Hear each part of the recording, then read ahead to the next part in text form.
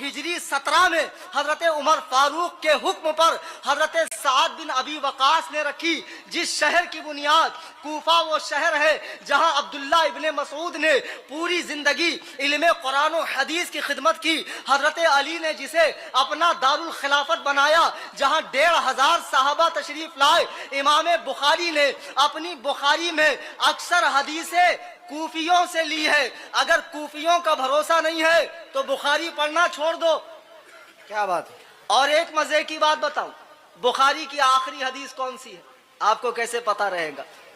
कलीमतान हबीबतान, बुखारी की जो आखिरी हदीस है, 2 कलमे जो हल्के हैं जबान पर, भारी है मीजान पर। इस हदीस के जितने रावी हैं सब के सब कूफा के हैं। गौर कीजिए, इमाम बुखारी ने बुखारी में जो आखिरी हदीस लिखी है उसमें तमाम रावी कूफा के हैं। इमाम बुखारी ने बता दिया दीन में आखिरी बात जो हुज्जत के तौर पर मानी जाएगी वो कूफा वालों की होगी। अल्हम्दुलिल्लाह कूफा वालों को ये इल्मी हैसियत हासिल है। बहरहाल इमाम बुखारी ने सही बुखारी को तरतीब दिया। अल्लाह ने ये मकाम अता फरमाया बुखारी को कि तमाम मकातिबे फिक्र के लोग इसे कुरान के बाद सबसे बड़ी किताब मानते हैं।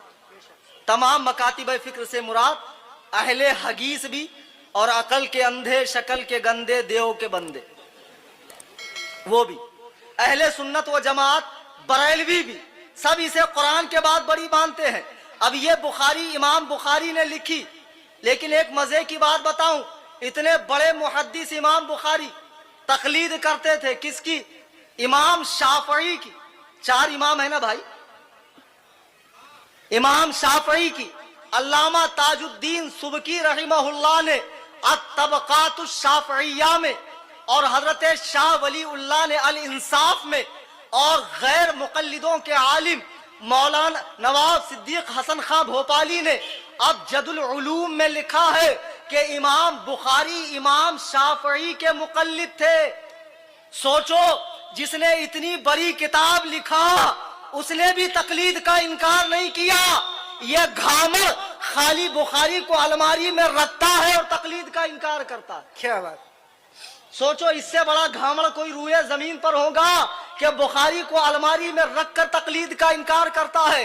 खैर, अल्लाह ने इमाम बुखारी को यह फजीलत अता फरमाई कि जब आपका इंतकाल हो गया तो इमाम अबू अब्दुल्लाह शमशुद्दीन अज़्ज़हबी रहिमहुल्लाह अपनी किताब सियर आलामुन नुबला में लिखते हैं कि हिजरी 464 में जब समरकंद में कहत पड़ गया, बारिश नहीं हो रही थी, तो लोग इमाम बुखारी की कब्र पे हाजिर हुए और उनसे इस्तिश्फा किया, उनसे गुजारिश की, अल्लाह की बारगाह में हमारे लिए दुआ करो। इमाम बुखारी के कब्र पे हाजिरी दी।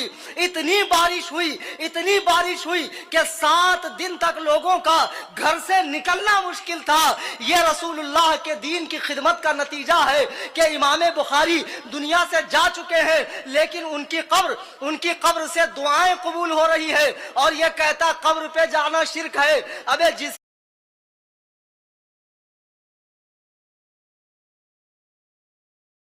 जिसकी बुखारी का तू हवाला देता है उसी की कब्र पे आज नहीं, आज से 1000 साल पहले लोग हाजिर होकर दुआएं करते थे। सुभान अल्लाह। अच्छा, बहुत जल्दी में और बता दूं कि ये इमाम बुखारी रहमतुल्लाह अलैह ने बुखारी लिखी। गैर मुकल्लिद कहते हैं हम बुखारी पर चलते हैं, कुरान और सही हदीस पर चलते हैं, कहते हैं ना ये लोग। अब मैं आपको बताता हूं, ये लोग बुखारी की नहीं सुनते।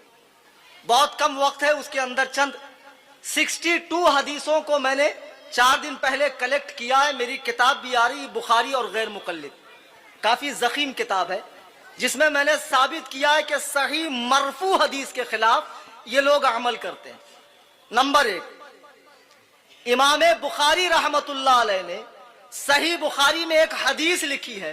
हजरत अबू अय्यूब अंसारी कहते हैं, नबी सल्लल्लाहु अलैहि वसल्लम फरमाते हैं, कोई शख्स भी पेशाब के वक्त इस्तिक़बाले क़िबला यानी क़िबले की तरफ मुंह करना, वो इस्तिदबारे क़िबला यानी क़िबले की तरफ पीठ ना करे।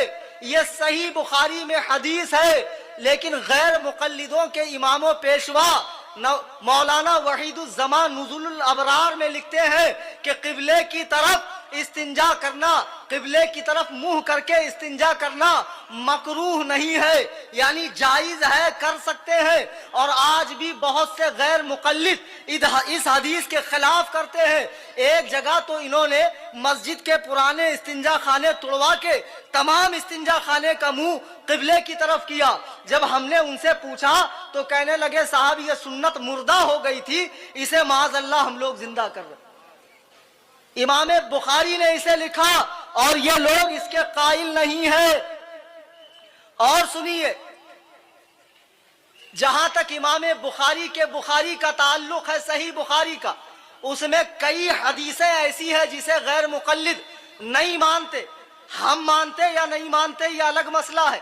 یہ لوگ بخاری پہ چلنے کا دعویٰ کرتے ہیں لیکن امام بخاری کے نہیں سنتے۔ امام بخاری نے پہلی جلد میں ایک باب باندھا ہے، کون سا؟ جوتے پہن کر نماز پڑھنے کا باب۔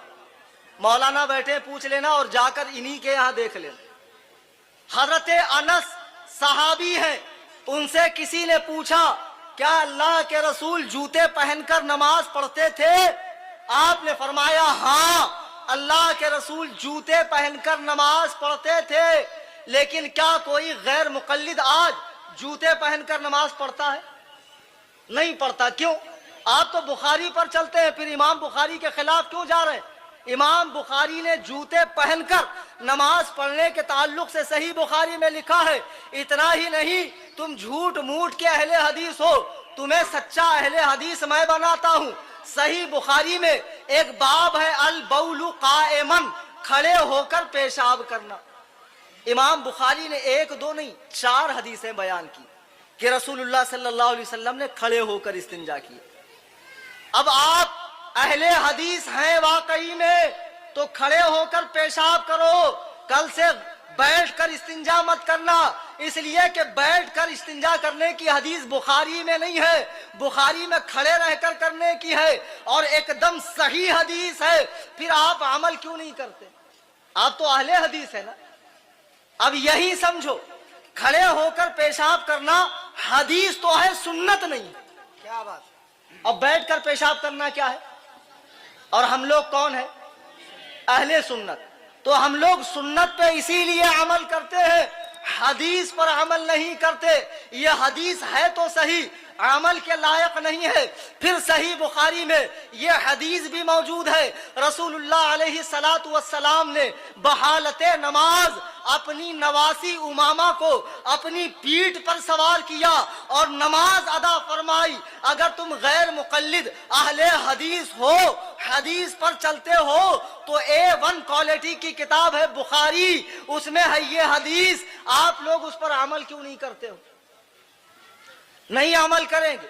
اتنا ہی نہیں، اور سنیے، داڑھی کتنی رکھتے بھائی ہم لوگ؟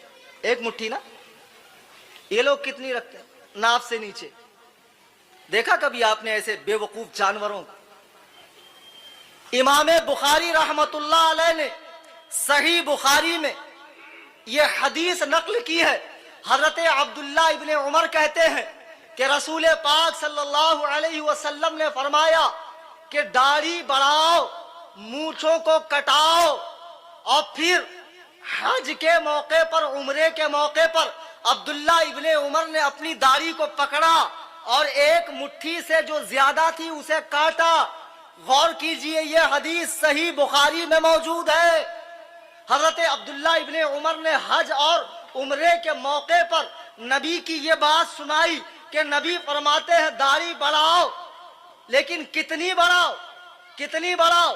آپ نے مٹھی میں داڑھی پکڑا اور کاٹا اور فرمایا اتنی بڑھاؤ، اور ایسے موقع پر کاٹا جب لاکھوں لوگوں کا مجمع تھا، تاکہ لوگوں کو معلوم پڑ جائے کہ سنت ایک مٹھی داڑھی ہے، ایک قبضہ داڑھی سنت ہے، اس سے زیادہ سنت نہیں ہے۔ ان کی جو ناف سے نیچے جا رہی ہے 3 میل لمبی داڑھی، ذرا ان سے پوچھو اس کی دلیل کیا ہے؟ کسی غیر مقلد کی ماں نے جنا ہو تو اس کلیم حنفی کے سامنے ایک صحیح مرفوع حدیث پیش کر دے کہ ناف سے نیچے تک داڑھی رکھنا سنت ہے، اگر واقعی میں دم ہو تو ثابت کر دے، ورنہ صحیح بخاری میں حضرت عبداللہ ابن عمر کی روایت ہے کہ آپ نے داڑھی کو پکڑ کر